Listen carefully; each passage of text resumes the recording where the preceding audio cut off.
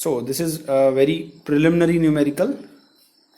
An AC circuit consists of a pure resistor of 10 ohm and is connected across AC supply of 230 volt, 50 hertz. Calculate current, power consumed and power factor. This is very easy numerical or preliminary numerical in the AC circuit. So one thing I want to tell you is that in any problem of AC circuit, single phase AC circuit, try to draw numerical circuit if possible. अगर question में numerical का data के साथ में कोई circuit given है that is well and good, but अगर नहीं गिवन है तो आप कोशिश करें कि ड्रॉ कर लें. जैसे मैं एक सिंपल यहाँ पर इस न्यूमेरिकल के लिए ड्रॉ करता हूँ कि अगर एक यहाँ पर बोला है कि एक रेजिस्टेंस लगा हुआ है और ये कनेक्टेड है एक एसी सप्लाई के साथ. एसी सप्लाई बना दिया और एसी सप्लाई की वैल्यू जो है वो 230 वोल्ट और 50 हर्ट्ज है और आर की वैल्यू जो है वो 10 ओम है. तो ये एक बहुत प्रिलिमिनरी न्यूमेरिकल है, इजी न्यूमेरिकल है, इसलिए यहाँ पर हमको ये बेनिफिट शायद अभी नहीं समझना है. लेकिन जैसे जैसे हम आगे बढ़ेंगे और न्यूमेरिकल में आर के साथ एल, एल के साथ सी और ये सारे कॉम्बिनेशन आएंगे तब हमको बहुत सारी चीज़ें क्लियर दिखने लग जाएंगी. इन केस अगर हम कोई भी सर्किट ड्रॉ कर लेते हैं तो देख लेते हैं क्या पूछा है. यहाँ पे करंट पूछा है. देखिए अब आप जैसे ये ड्रॉ करा आपने, आपको करंट की वैल्यू पूछ रहे हैं यहाँ पे. तो आई की वैल्यू अगर हमको निकालनी है तो बहुत इजी है आई की वैल्यू निकालना. आई ओम्स लॉ आप लगा लेंगे. ये देखिए यहाँ पर I equals to V by R होता है. 230/10 will be 23 ampere. This is very simple. Then they are asking about power consumed. तो जैसे कि हमने जब टाइप ऑफ पावर स्टडी किया था तो 3 टाइप के पावर पढ़े थे, एक एक्टिव, एक रिएक्टिव और एक अपेरेंट. तो एक्टिव पावर जो था वो actual power consumed in the circuit, ये टर्म भी हमने वहाँ पर कॉइन किया था और बोला था कि ये एक्चुअल पावर जो कंज्यूम होती है सर्किट में, this is called active power. तो जब भी आपसे कोई बात करता है यहाँ पर कि पावर कंज्यूम फाइंड आउट करिए, तब हमेशा वो बात कर रहा है किसकी, एक्टिव पावर की. तो एक्टिव पावर का फॉर्मूला हमें मालूम है, वी आई कॉस फाई होता है P equal to V I cos phi. लेकिन क्योंकि प्योर रेजिस्टिव सर्किट की बात कर रहे हैं तो प्योर रेजिस्टिव सर्किट में वोल्टेज और करंट के बीच में जो फेज एंगल होता है वो 0 डिग्री होता है और 0 के हिसाब से ये कॉस 0 हो जाएगा 1. तो आपका फॉर्मूला हो जाएगा P equal to V I. तो ये यहाँ पे इन्होंने अप्लाई किया है P equal to V I. Then 230 is V and I is 23 from the first solution. Then the power absorbed will be 5290 watt. तो watt जो यहाँ पर आ रहा है यूनिट, इससे भी आप समझ सकते हैं ये एक्टिव पावर की बात हो रही है यहाँ पे. तो थर्ड हम आते हैं पावर फैक्टर पे. तो पावर फैक्टर की जो हमने फॉर्मूले पढ़े थे उसमें से जो कॉमन फॉर्मूले थे वो ये थे कि पावर फैक्टर को cos फाई बोलते हैं और उसका एक फॉर्मूला R/Z होता है. लेकिन यहाँ पर क्योंकि ये प्योर रेजिस्टिव सर्किट है तो यहाँ पर इम्पिडेंस की कोई बात नहीं है.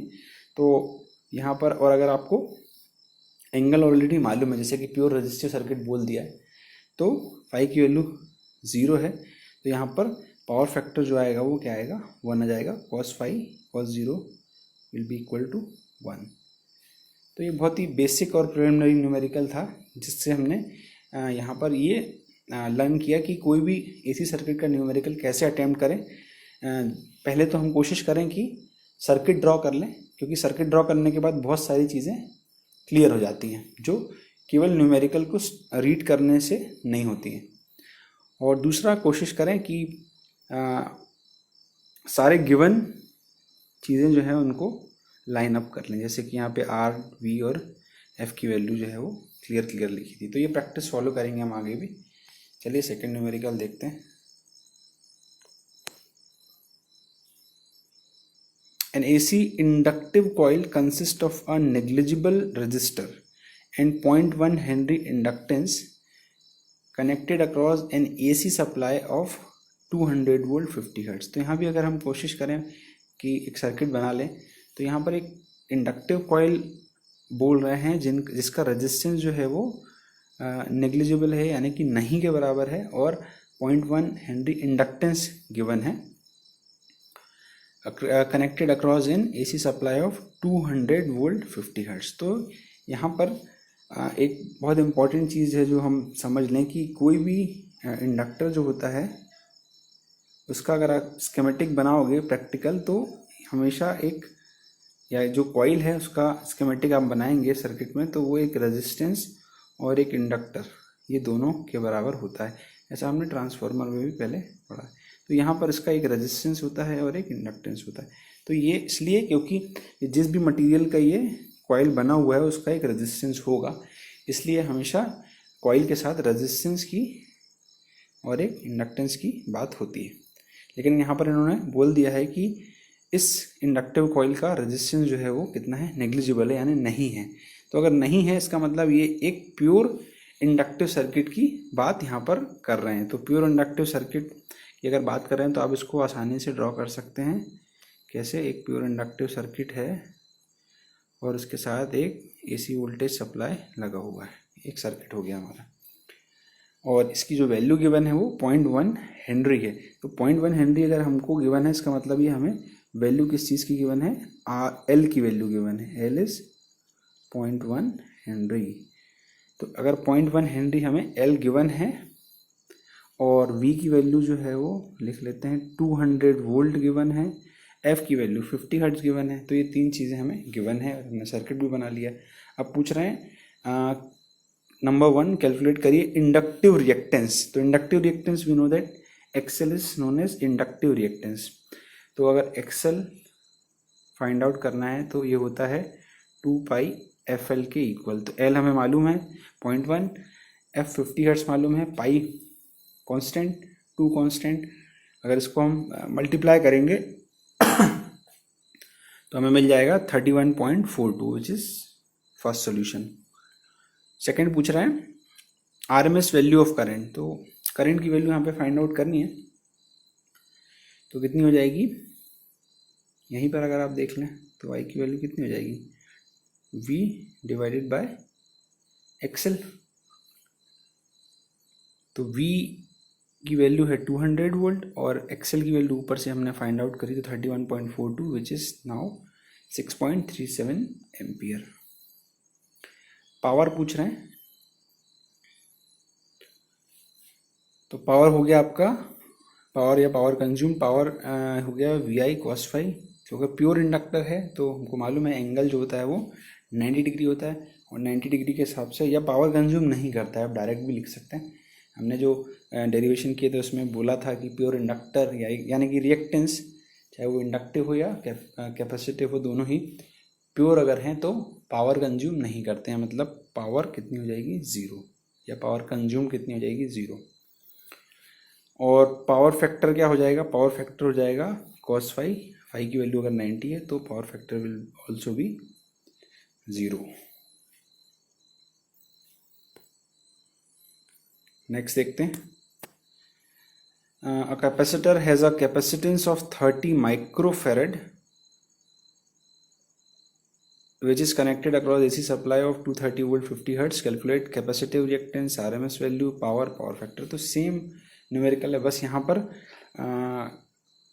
L की जगह आ गया है C, और बाकी ये पूरा न्यूमेरिकल जो है वो सिमिलर है, उसी तरीके से सॉल्व होगा। ये आपका C है और ये V है। तो यहाँ पर क्या गिवन है, हमें गिवन है एक C की वैल्यू, C की वैल्यू कितनी गिवन है, 30 माइक्रोफैरड। V की वैल्यू 230 वोल्ट गिवन है, F की वैल्यू 50 हर्ट्ज गिवन है। फर्स्ट पूछा है कैपेसिटिव रिएक्टेंस। तो capacitive reactance is XC which is 1/2 pi FC।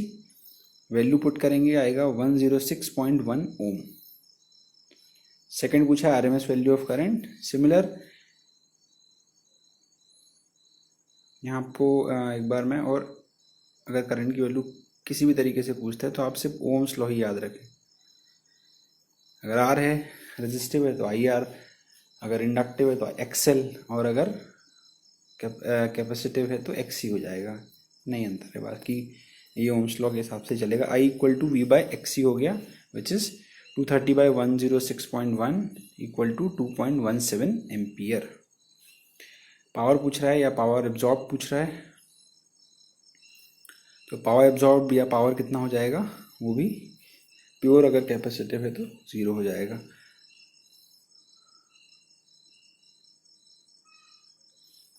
Last पूछ रहा है पावर फैक्टर, तो पावर फैक्टर यहाँ पर सॉल्यूशन में नहीं है, तो मैं यहाँ पे ड्रॉ कर देता हूँ। पावर फैक्टर कितना हो जाएगा, पावर फैक्टर होता है cos फाई, और cos फाई में यहाँ पे एंगल है आपका 90 degree, which is equal to then 0। Power factor भी 0 हो गया। तभी तक हमने देखा pure resistive, pure inductive, pure capacitive. आगे देखते हैं, ये डिफरेंट न्यूमेरिकल है। यहाँ पर थोड़ा सा आपको दो फॉर्म हैं रिप्रेजेंटेशन की, उनकी बात करी है यहाँ पे, जो कहलाते हैं रेक्टेंगुलर और पोलर फॉर्म। में आपको बता दूं, एक रेक्टेंगुलर फॉर्म होता है, एक पोलर फॉर्म होता है। रिप्रेजेंटेशन के तरीके हैं एसी में वोल्टेज और करंट के।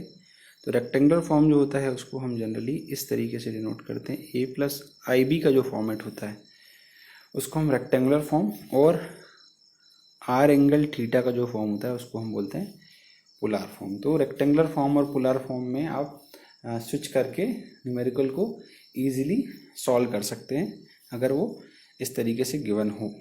तो यहाँ पर आप देख लेते हैं कैसा गिवन है क्वेश्चन में। An alternating voltage of 80 + 60 J voltage applied, मतलब ये आपको वोल्टेज गिवन है लेकिन रेक्टेंगुलर फॉर्म में गिवन है, to a circuit and the current flowing is 4.2 J, और करंट भी जो है वो आपको रेक्टेंगुलर फॉर्म में ही गिवन है।